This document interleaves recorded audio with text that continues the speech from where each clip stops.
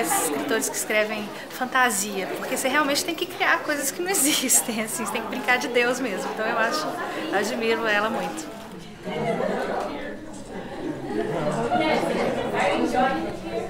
Yeah, in Brazil. Yeah. Well, I only came in the day before yesterday, so I've mostly been sleeping. But it's a very nice place to sleep.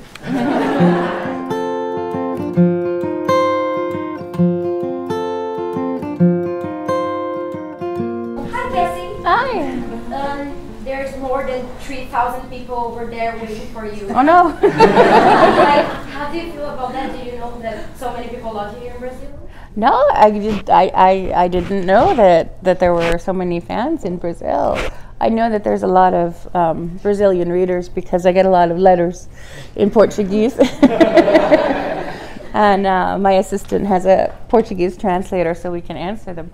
But I didn't realize that there would be so many people at the book fair, and that's a lot of people. I wish I could meet all of them, but I'll meet as many of them as I can. I was wondering if we will get to see any more Lovelace in the next series. Oh, Jessamine. So Jessamine from the Infernal Devices, her last name is Lovelace, and there aren't any other Lovelaces, so she was the last. But if a Shadowhunter name dies out, then someone who decides to ascend and become a Shadowhunter can pick that name that is unused and use it. And so since there's so many Shadowhunters who died at the end of City of Heavenly Fire, there's going to be a lot more new people becoming Shadowhunters and choosing names. So I think we'll see another Lovelace. What do you think about Lily Collins? About what? Lily Collins. Oh, Lily. I was like, I really like Lily. She's really sweet. She's really, nice. She's really dedicated. I thought she was really good. I thought most of the actors were turned in really good performances. I thought that if there were, issues with the movie, it wasn't them. I read about a situation maybe would have a new film about Os Instrumentos Mortais. no about Quatro Angel. Because, no, I read you are chasing some director and someone who was writing a script or something like that. They're rewriting. Well, after the first Mortal Instruments movie came out, they got a lot of people complaining that it wasn't like the books, and so they had a second screenplay for City of Ashes, and it was even less like the books. Like there was nothing like the books, like nothing. I think Valentine had a submarine. Didn't he have a submarine? He had a submarine, and Magnus ran for mayor of New York. It was very weird. So they kind of looked at the screenplay and they looked at the sort of like fan response, and they were like, well, we can't do this. We have to throw the screenplay away and do a completely new screenplay that's more like the books. So that's what they've been working on. It's complicated because usually if you're doing a series of movies, you have the screenplay ready by the time the first movie has come out. You have the screenplay for the second movie, so you can go right into filming it, and they didn't have one. It takes a year to do a screenplay, so I was hoping that in the next couple of weeks I would get to see the new screenplay for City of Ashes. I would love it if they did a TV series. We talked about that. It's hard because the first one's a movie, so it's a little difficult, but it's not like it's never been done. I mean, if you have, I don't know if you have like Teen Wolf here. But, yeah, Teen Wolf, right? I love Teen Wolf. My favorite show. Maybe Game of Thrones and then Teen Wolf. But it was once a movie, and then they expanded it out. So I would love for them to do something like that. And if they can't find a screenplay that they like, I think that they might do that, because Sony, who did the movie, they have a TV department. And so they would be really interested in doing that. How do you feel knowing that a lot of people tattoo your bros? I love it. I hope there's a lot of people who do that. Oh, well, you should. If you have a tattoo, you should show it to me so I could take a picture. Excellent. Because I have a collection. I mean, if you have a tattoo you don't want to show me, that's okay. But I have a collection of pictures of people's tattoos. So I want to ask you about Valentin. Okay.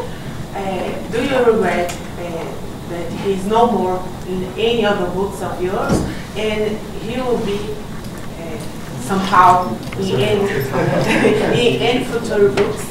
I will miss him in the way I miss all characters that I can't write about anymore. But I think that he died in the right way at the right time. And part of the reason I wanted to write the next 3 books was to write about Jonathan as the villain instead of Valentine,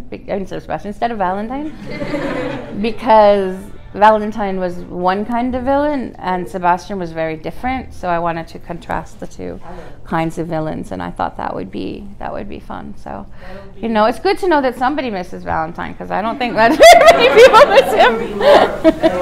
Morgensterns in future books. Morgensterns. I thought she said Mockingjay, and I was like, different book.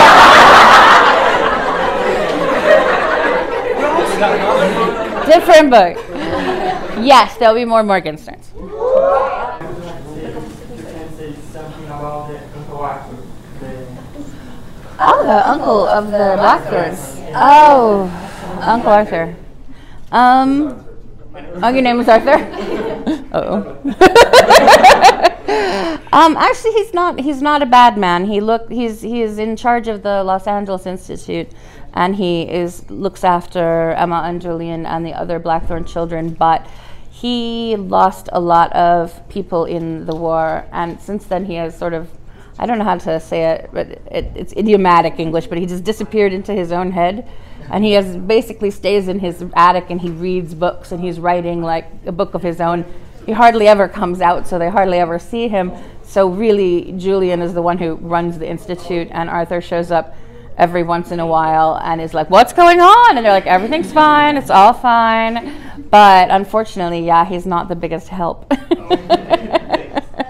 yes, we have heard about an interesting theory that Sebastian could,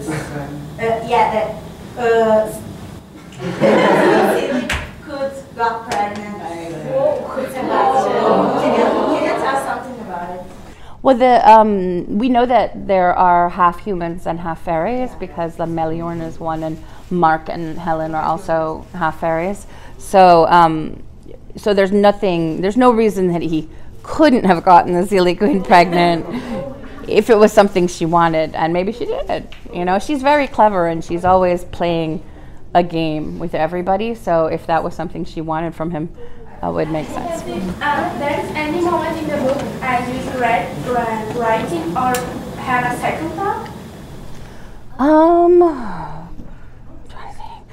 I try not to think about it too much, because it'll make you crazy if you think about the things you would like to change, or I would have liked to go and put that in. But I regret not showing the when Maureen killed Camille, because I just didn't want. I didn't write it out, but I had this whole idea of how she was such a young vampire and was so ferocious, and how she got an overpowered so much an older vampire. And I think it would have been a really great scene. And even now people ask me, like, how did she do it? How did she kill Camille is so powerful? And I'm like, oh, I really should have written that out.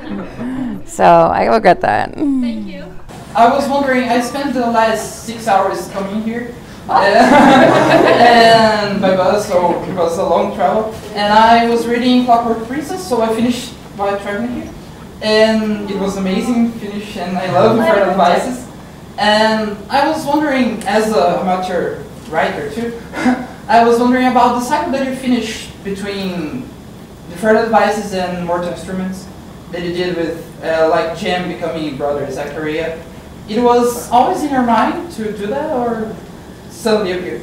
I decided to write the Infernal Devices after City of Ashes, so it was always in my mind when I was planning. Like you see Tessa very briefly in City of Glass, and it was always in my mind kind of from that moment on that the Mortal Instruments books would reflect what happened in the Infernal Devices. So you won't see anything in City of Bones or City of Ashes, but there's little bits in City of Glass, City of Fallen Angels, City of Lost Souls, it all... Well, yeah, you see Tessa's Clockwork Angel at the Institute in New York. When Jace is in the Silent City, he sees that somebody has written JG on the wall, and then you see Jessamine write her initials on the wall in Clockwork Prince. So I just wanted the sense of the overlap, of sort of the connection of the past and the future, and how they were, not so far away from each other. And also, it's also the story of Jem. I mean, he goes all the way from what happens to him in Clockwork Princess to the end of City of Heavenly Fire, where he's human again, and then he's in Dark Artifices too with Tessa. So, Genius. oh well, thank you. Talk a little bit about Simon. In his chronicles, where will it have that name? Well, okay, so we're talking about the Tales from the Shadowhunter Academy, right? So we all know about this? Yeah. All right. You guys know everything.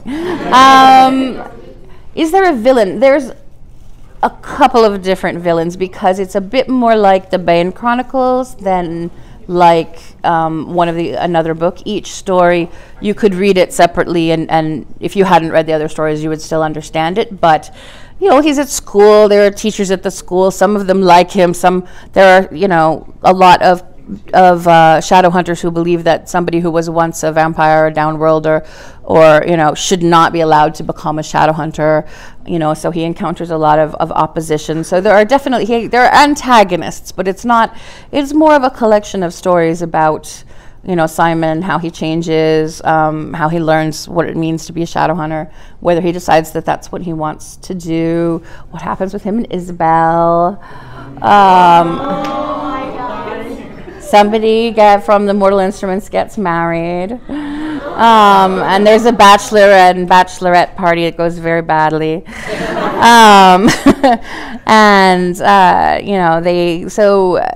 There's a power baptize ceremony, and it's sort of about, There's a little bit of everything. There's a little bit of everything, and some of the stories are more funny, and some of the stories are more serious, and it's just a kind of to me, at the end of City of Heavenly Fire, I felt like everyone's story was pretty resolved. There's always more questions. Do Jace and Clare get married? Do they have kids? How many?